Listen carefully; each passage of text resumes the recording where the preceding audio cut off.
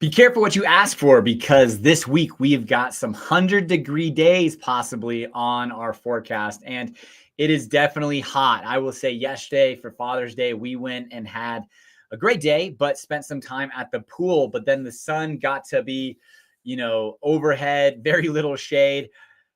I've got quite a bright complexion, so need that sunscreen on 10. Well, really more like 50, but kids absolutely loved it. We got in the pool and had a great time. And then from there, the day before, we were playing with the hose, kind of spraying them, and it was just an absolute blast. But it's going to be a hot one this week. We have been seeing kind of the traditional Fort Collins afternoon thunderstorms and getting hit with some rain and kind of cooling things down, which has been really nice. I'm not sure how much that is in the forecast, but this is Live in Fort Collins, where we come to you live every week, Monday, 12 p.m. Mountain Standard Time, talk to you about things that have happened in Fort Collins, things that are happening, things that you can do, city council. But this week there was no city council meeting. It was an executive session for a mid-year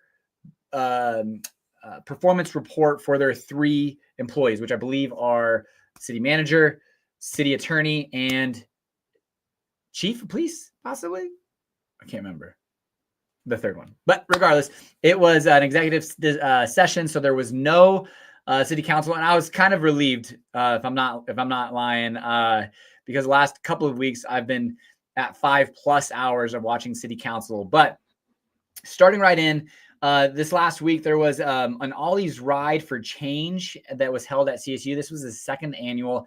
In 2023, in August, there was a young boy, 10 years old, who unfortunately was hit by a distracted driver and did end up dying. And his family is putting on a fundraiser that this is the 2nd annual, that's essentially to raise awareness for distracted driving. And in the world that we live in today, with our cell phones always being used now, fortunately, as of the beginning of 2025, there is a law, statewide law in Colorado, that is a hands-free law, meaning you cannot touch your phone while driving. Now, I'm going to be 100% honest that I have absolutely touched my phone, held my phone, changed music, probably responded to a text message while this law has come into effect. But it's not, it's going to take time for this habit to change. We've been driving around for the last 10 years with phones in our hand, 10+ years, maybe probably nearing 20 years, because iPhones have come around since 2007. And even before that, Blackberries, Motorola's, all the good stuff.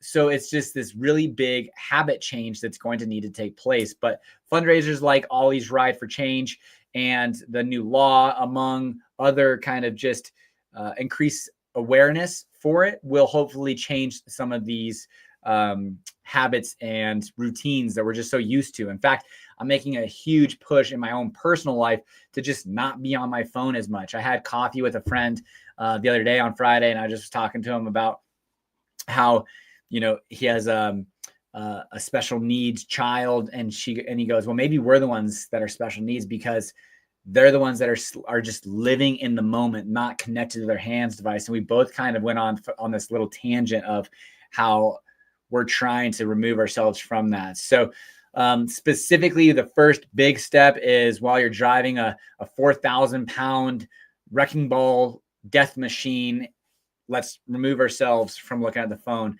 I'd be interested. Maybe we could do a little challenge on this YouTube live that says, for the next week, we won't touch our phone, or we'll put it into the center console while we're driving. I think that would be pretty cool. If you're interested in doing something like that, maybe I can make a community post and get everybody on board and try to just, make a small change that at least will be the individuals who are engaged in that. And then, you guys can talk to others that are also interested in making some of those small changes that make big impacts. Poudre School District plans to increase the budget by $11 million. Now, I thought this was interesting because, their budget's already increasing by 49. I shouldn't say their budget. Their revenue is increasing by $49 million annually. I'm not sure.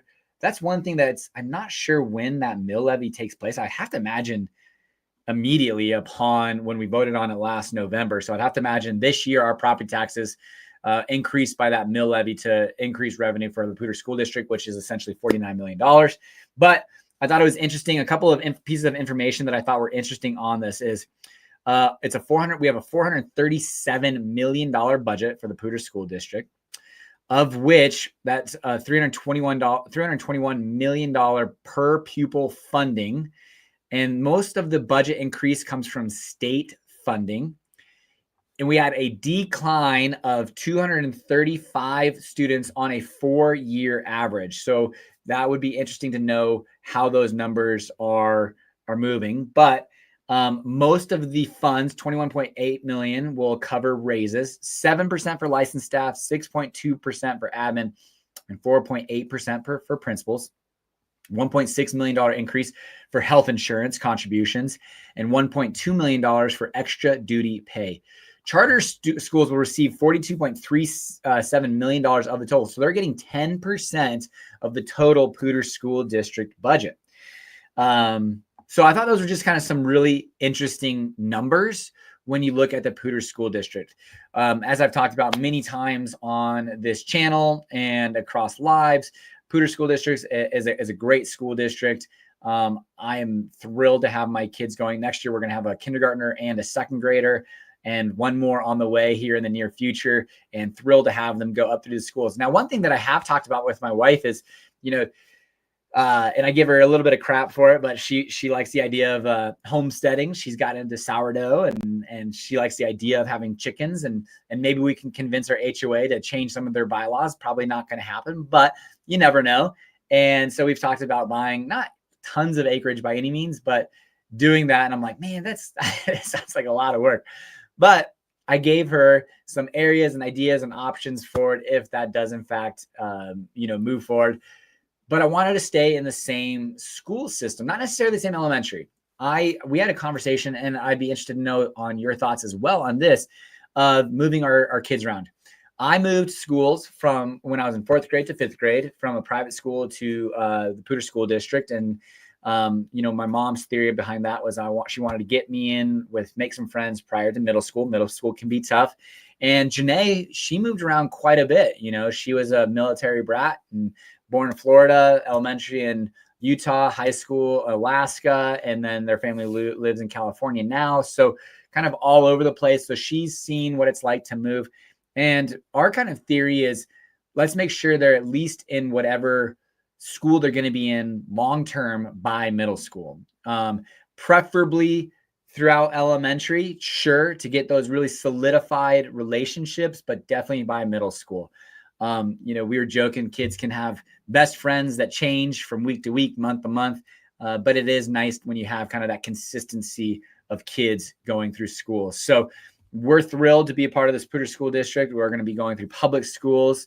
So I'd like to see that Poudre School District remains healthy. There's going to be a new series in the Colorado, and I like it. It's called Meet the Dirt series, and it's aimed at answering Northern Colorado development questions.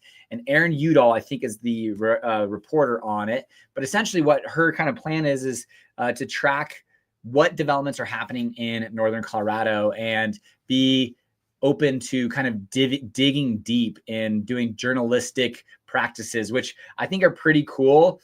And I respect having now done this kind of live and diving in on specific issues in Fort Collins and listening to city council and going deep on specific topics for our pre-recorded videos. Man, I have a ton of respect for reporters and journalists and the research they do and how deep they go. And so I'm excited to watch this new series called The Dirt. And so if you have any specific questions, you can respond to her on the Coloradoan and ask her specifically to dive deep into that specific development. All right. I did notice this last week. So there is an AVIS, automatic vehicle information systems technology on College Avenue, just south of Laurel. So if you are speeding there, specifically above 11 miles per hour, now until July 1st, you're just going to get a warning. But starting July 1st and moving forward, you can get a $40 citation, no points, unless you're above 24 miles per hour. So if you're 25 miles or more, they will actually come to your door with a ticket citation, a police officer would. But those are there's 2 different mobile speed trackers that will be placed in different locations. Like I said, I know the one location. It's very clear when you're driving, when I was driving, I was like, there it is. I was like, I've been waiting for it for all year. There it is. There's the Avis thing. It looks kind of like this, R2-D2 type robot. And it's going to be sitting there tracking speeds. Anything above 11 miles per hour, you are going to get a warning up until July 1st, and then a speeding ticket for $40 citation after July 1st. So again, we have I think it's Vision Zero. I think I'm saying that right. Vision Zero from City of Fort Collins to have 0 fatalities or serious injuries on our road networks in Fort Collins, and potentially between the hands-free law and really our heightened speeding laws on our 6 red light traffic cameras that are now speeding cameras, as well as our 2 Avis systems. Hopefully that kind of decreases those fatalities and deaths, of course. I was driving back from Denver this last weekend, which I'm going to tell a quick story here in a second about my daughter, which is, proud dad moments. But I was talking to Janae about how it's interesting that, while I'm sure crashes and things of that nature are increased during our winter months, our death and fatalities actually decrease during our winter months. And that's more than likely because people are just going slower. So while, yes, it's probably not as fun to get into a bumper-to-bumper accident, it's at least not devastating to a family or anything along those lines. So, take your time, go slower, try not to have any road rage. Just this morning, I'm coming back home, and I was just kind of curious what happens in front of me. There was a car that cut off, and not cut off, but just kind of quickly maneuvered into the other lane, and the other car just kind of had to back away slowly. And I was like, I wonder if that person's frustrated, if it's just like, it is what it is, or how they're responding. But, for whatever reason, we get behind these 4,000 pound, man and woman killers, and then become, I don't know, Conan the Barbarian when something happens to us. So hopefully we could all just, including myself, I will say, including myself, my wife my kids have calmed me down incredibly. When I was a little bit younger, I at one point had red hair. You can probably tell by my fair skin, blue eyes, that I had some sort of blonde or red hair, and I was a hot-headed redhead at some point. But fortunately, life has calmed me down quite a bit, and I have found great outlets for that excitement and energy. Okay. Oh, I thought was really pretty cool. I started looking at the North 40 News a bit more, which is a great news resource. North 40, Biz West, Coloradoan, among many others as far as news in Northern Colorado, if that's kind of like something that you're interested in. But the Fort Collins Love and Water District is going to be the first official Northern Colorado partner in the VITA H2O project called developed by the Front Range H2O. And it's a water resilience program for underground water reserve that can supplement and supply during droughts and periods of peak demand. Don't know the dynamics of this or the inner workings, but I know obviously we are building reservoirs, the Glade project, and from NISP, Northern Integrated Supply Project, I think, and Halligan Reservoir for the City of Fort Collins residents, and among many other reservoirs that are used and leveraged for irrigation, residential use. And it's are probably one of our most important assets. And I've talked about it different times throughout the programming, and about what we're trying to do between utility rates, development fees, the cost of a tap of water, and an acre share of water, and how all of that works, because it's definitely one of the most important resources in all of mankind, let alone Northern Colorado, but definitely something that we are at a high desert. So we want to make sure that we are taking care of ourselves now and into the future with expected growth, which I'll talk about here shortly as well. I'm going to share my screen because I think this would be interesting. I can share this with whoever might be interested, but there is a survey going on right now in the Coloradoan, and the Transfort has 3 different ideas for future service, which I think is absolutely needed. Let's just high level. I think it's important to know this. The Fort Collins transit plan had a master transit plan. Okay. So it had this, they're going to be a max transit along Elizabeth, which I still think is in play, along Max. And then I think Harmony and another one potentially. I can't remember where the other one was, but there was going to be like 4 different rapid transit lines amongst many other ancillary routes and kind of soft routes. But I did do 4 days of riding the public transportation system here, and it was rough. Okay. Timing of routes, not consistent. The only consistent route was on the Max transit line. And from there, you could pretty much guarantee you're going to get onto one bus or another. But if you had to make a connection somewhere, was definitely just ridiculous. And the routes are just kind of interesting. I'm sure they have theories behind them, but there's a survey going on right now in the Colorado, and I'm not sure. Let's see. I don't know how long the survey is going, but I'm going to share my screen so you guys can see these and which one I voted for. Not that it matters. Vote for whichever one you want. If you have a desire to have your voice heard. Okay, here we go. I think you can see it. All right, so there's 3 different scenarios. So this is on our high traffic roads, and this is the one that I voted for. And I'm all about it because they have the most frequent routes. So this is the Max transit line, and this is the Elizabeth line. The Elizabeth line is what is most frequently used in Fort Collins. That's our CSU route. But then you have a more frequent route every 15 to 20 minutes, kind of along this pink route that goes up. I think that's Shield Street and over on Horsetooth Road. And Shields, again, that's pretty heavy CSU. But then you also have it along this Harmony corridor, which I thought was like huge. We have, our 287 corridor, which you're going to get on this Max transit line.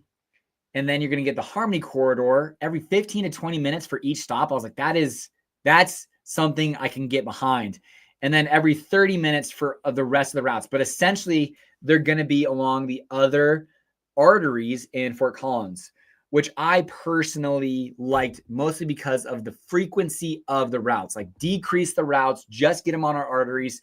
And then from there, whether that's like electric scooters or bikes or walking past, or, get your bike onto the bus and maybe take the bus to your mountain college location and then have to ride to LaPorte and, Whitcomb. I don't know, you got about 4 blocks instead of 4 miles to ride.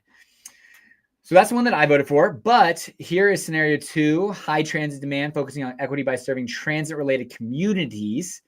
And then it focuses or it introduces microtransit. What I don't like about this, route frequency range from 10 to 60 minutes. Okay, so this kind of reminds me of like what the current route is. But what I do like about this one is it does get you all the way to Trilby. I don't know how many routes. There's a bus route right here. I think it's the Flex line that comes all the way south to like connects to Loveland. And that's actually the route that I ended up taking. I don't think these routes impact the Flex line or the one for Colt or Boulder or anything like that. This is just transport. What I do like about this is it does get you south to Trilby and really a little bit further east as well. As you can see, some of these lines, though, kind of go all over the place. You do have a really nice downtown line. I want to say this is kind of this reminds me a lot of what they currently already have. I'm not positive. And then you have this micro transit zone. So essentially what that would be is like people would call a specific number, or there's routes or something along those lines, and they guarantee it within a certain amount of time, and you can kind of schedule it from there. But this would be microtransit. So no specific bus lines, but you would be able to get rides within this area to a bus line, and it would come pick you up. I don't know if they would pick you up at your house or what, but this is scenario 2. Again, one thing I don't really like, this is great. Again, 10 to 15 minutes for your Max Transit line, and then your Elizabeth line, but also that goes up along Prospect. So I think that's a pretty important line too. Again, heavy focus on CSU here. Frequent is 20 to 30 minutes. 20 to 30 minutes is a whole lot better than once an hour, which a lot of the ancillary routes that are currently on the city of Fort Collins do. So 20 to 30 minutes is definitely doable. And this does get you all over the place. And then your base routes, again, every hour, which I just, talk about not being able to rely on something unless you can get along the max transit, and then it takes you from there. Here's even more micro transit, less lines, but more micro transit. I didn't like this one as much, mostly because I think, maybe micro transit is the way to go. I don't know, maybe having less lines and just allowing people to get specific rides, but I do remember, I can't remember exactly the expense of that, but the cost per ride for micro transit versus transit is pretty significant, like a significant increase. I want to, without remembering the exact numbers, I want to say it's like $7 per ride or $4 per ride and like $25 per ride on what it costs the city to provide this public transportation. So go on to the city of Fort Collins. To take that survey, provide information. I think one thing that the city of Fort Collins City Council is trying to do, but there's just not a lot of engagement, is get more people involved and have a say in these types of situations.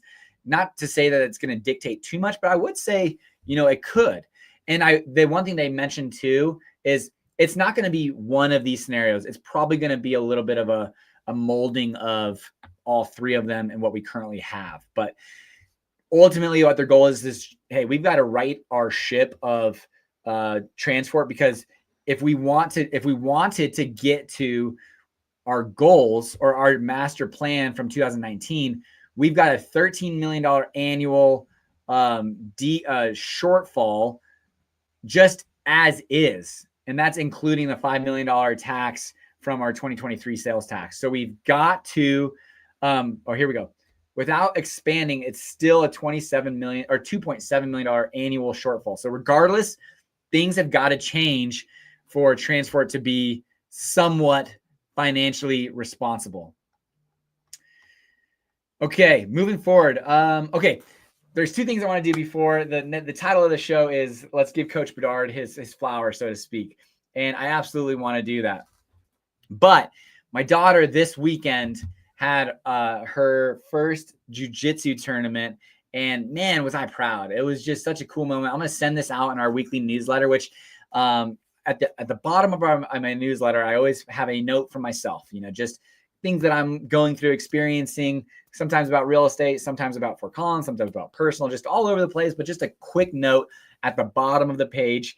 And this week's is going to be about NOLA. So if you're not a subscriber to that newsletter, I'd be happy to have you on that list. But she went down there and it was just a great experience. She just had this mentality of like, I have no idea what's going on, but I'm going to get on this mat anyways, and did it.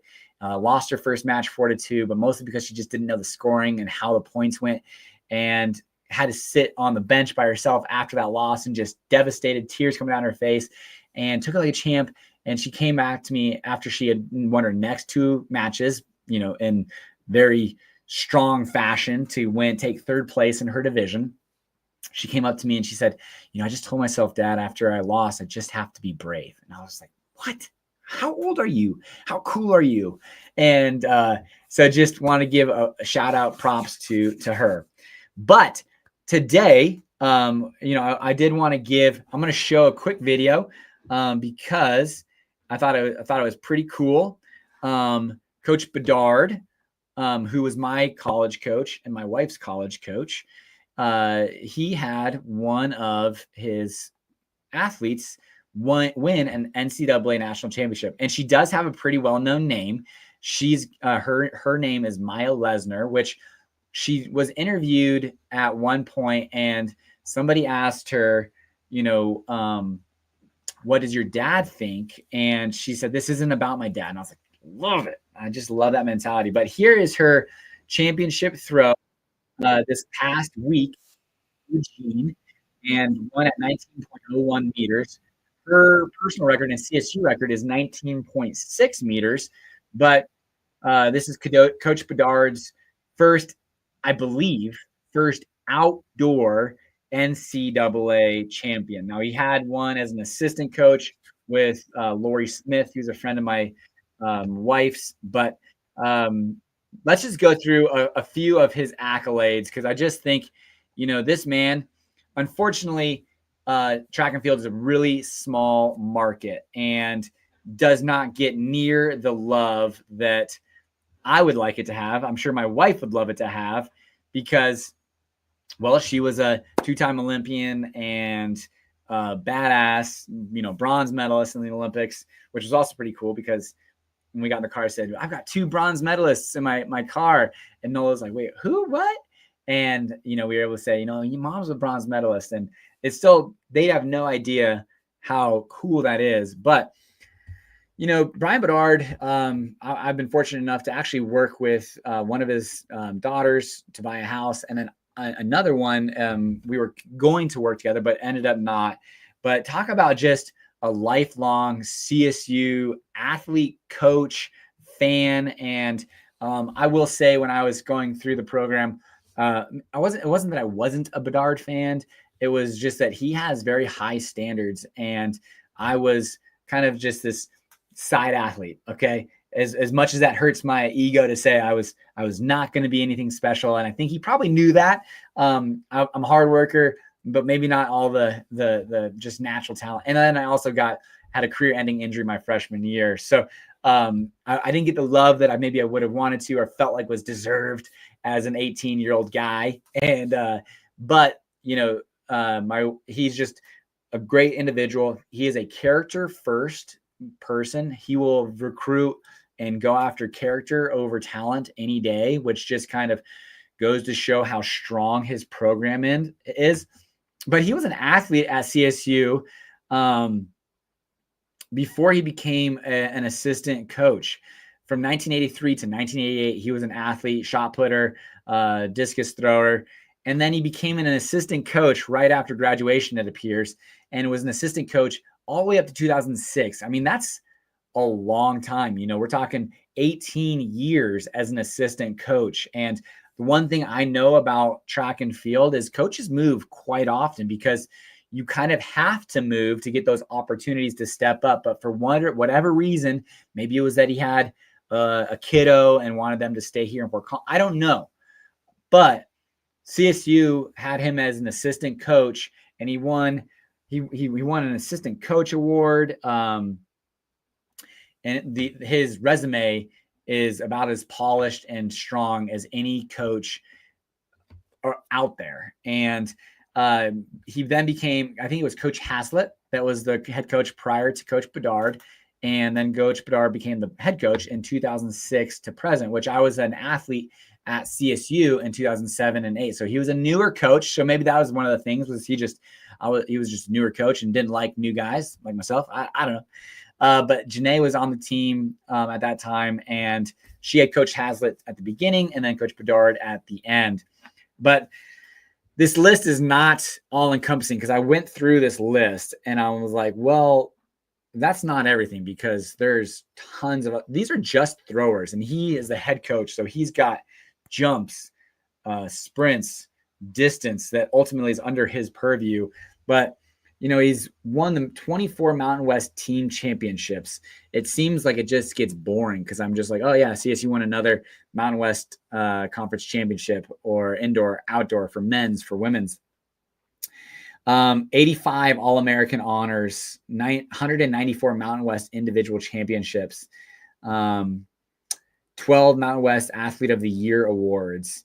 And he does have a couple of different national champions that are, and unfortunately, I don't have the full list, but Lori Smith in the hammer throw, Mustafa Hassan, I think I'm saying that right, one of Janae's favorite individuals when she was there, and then now Maya Lesnar. So these type of champions don't come around often. And when they do, it's a pretty special thing. And so I just want to say, thanks to Coach Bedard for all that you do at Colorado State University, being kind of just a very sturdy foundational pillar post for that program.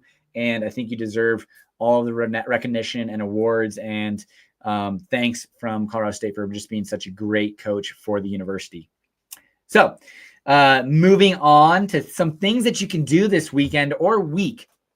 The Lagoon Concert Series. So there's different concert series in Fort Collins. You've got Thursday night concerts down in Old Town. You've got different concerts all the time. FOCO MX. Then you got the Lagoon Concert Series. You've got also the concert series at the Foothills Mall. You've got all the music opportunities that you want, and then some here in Northern Colorado. But the Lagoon Concert Series is a fun one.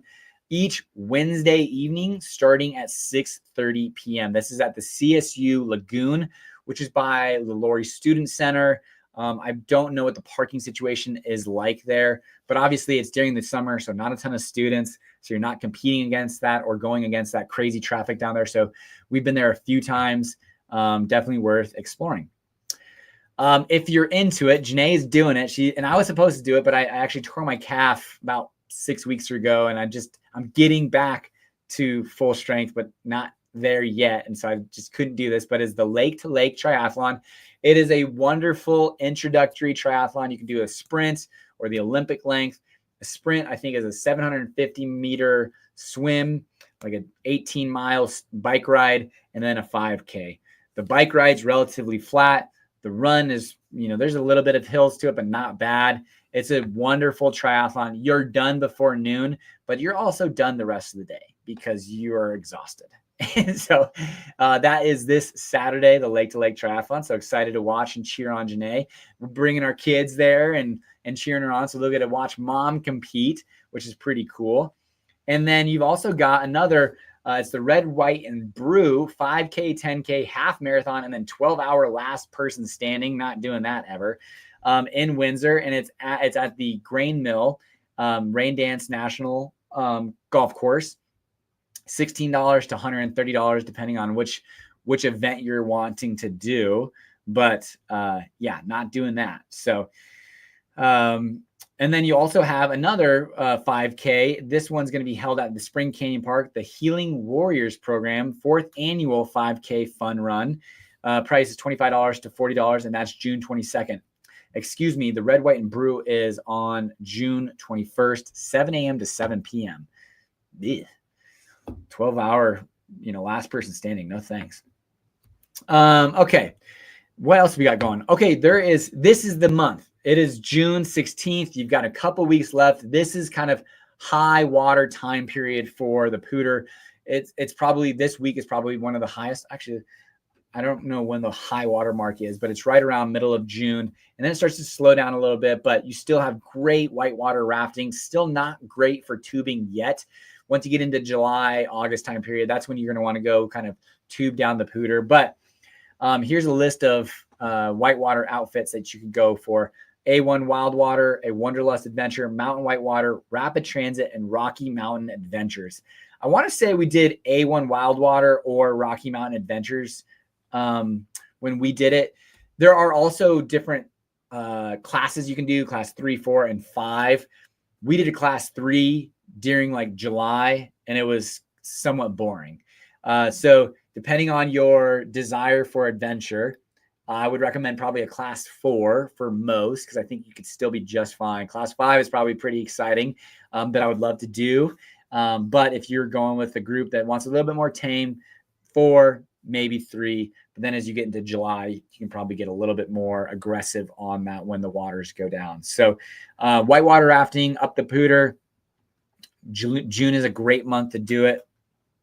And then there was a good article in the Coloradoan about swimming holes in Colorado and northern Colorado, Fort Collins, Loveland, Timnath area. So, which I thought was really a good piece of information of if you want to just go swim, not at a pool, but in a river or a pond or a lake, here are some options. Horsetooth Swim Beach, fun time to have. Windsor Lake, Timnath Reservoir, Boyd Lake. I will say, in my entire life living in Fort Collins, I've only been to Boyd Lake once, and it was last year, and it was awesome.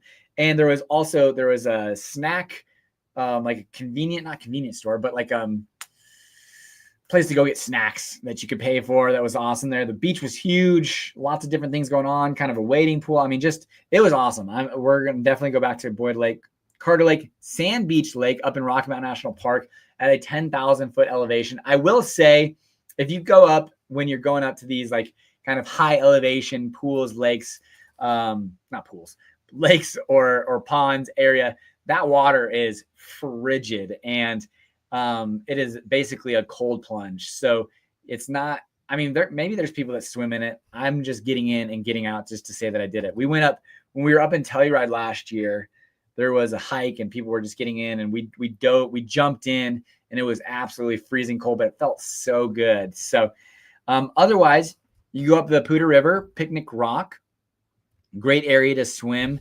You can jump off Picnic Rock. I think you're still allowed to. I don't think they put any rules about that. Or you go to the Poudre Whitewater Park, and there's places that you can put your feet in. It's a man-made kind of park area off of the Poudre River.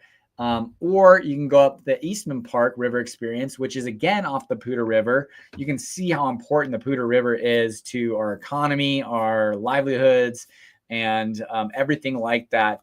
And it's the Poudre School District that we talked about earlier. So lots of different cool things. But Eastman Park, that too is really just pretty cool man-made rocks, sitting areas, and locations for you on that to go have fun. That's it. But there was one last thing that I did want to just kind of hint at. The last few weeks, we've seen under the developments, under review, conceptual reviews, we've seen more ADUs coming across the plate as far as going through the conceptual review. And I happened to run into an individual that we had on the podcast. And I'm not going to say, it's not that I don't think she'd want me to say her name, but we talked about ADUs, land use code, and things of that nature.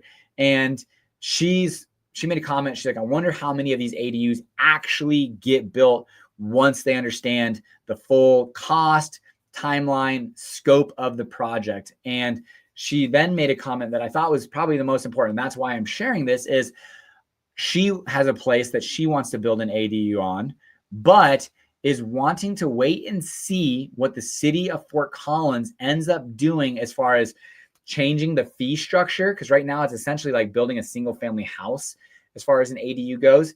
The process, what types of incentives could be coming down the pipeline. So there's a little bit of like go slow to go fast mentality. And I thought that was really interesting and so important potentially for you to hear, if that's something that you're considering or wanting, is to maybe be a little bit patient for things to kind of sort themselves out, to see, hey, do we have like a library of 50 ADUs that we can choose from that have already been approved by the city and can expedite this process? Because the estimation is that, it's going to be about 12 months from the time that you submit your conceptual review to the time that your ADU is built. So it's not the shortest time frame. Or no, I think what was it? Maybe, I think it wasn't 12 months from start to build. It was 12 months from start to shovel in the dirt, and then build time frame from there. So I need to check on that. But it's an extended time period regardless, and it's going to be pretty expensive when it comes to fees. So I thought that was just a great piece of information, kind of like not insider information anymore because she's not with the city, but I thought it was just a great piece of foresight to potentially be a little bit patient. I appreciate you guys watching. If you guys have any questions, feel free to comment below, or if you're considering relocating to Northern Colorado, my team and I are licensed real estate agents. Give us a call, text, or email. We would love to be an asset on your team. Thank you for watching every Monday at noon. I hope this is information that's valuable to you and helps you guys understand my beloved community a little bit better. Until next week, take care.